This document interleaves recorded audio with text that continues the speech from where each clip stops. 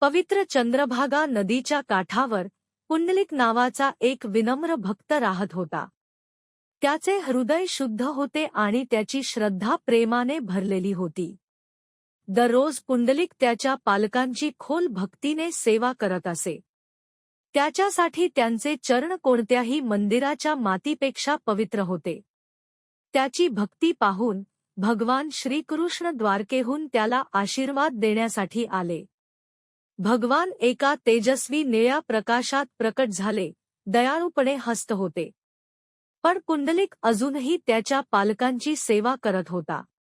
खोल आदराने त्याने परमेश्वरासमोर एक वीट ठेवली आणि म्हटले, प्रभू, कृपया वाट पहा.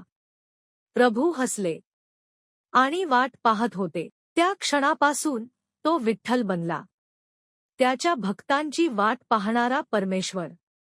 त्याचा काळा तिलक दैवी ज्ञानासारखा चमकतो आणि त्याचे हात त्याच्या कंबरेवर आहेत, कायमचे शांत आणि धीर धरणारे.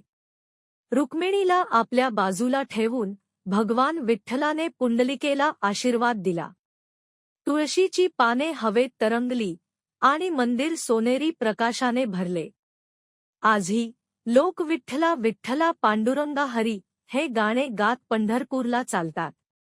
ते प्रेमाने चालतात, ते श्रद्धेने चालतात. कारण देव अजूनही शुद्ध हृदयाने सेवा करणाऱ्यांची वाट पाहतो.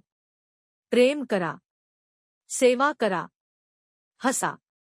त्याचे नाव जप करा आणि तो तुमच्या हृदयात कायमचा राहील.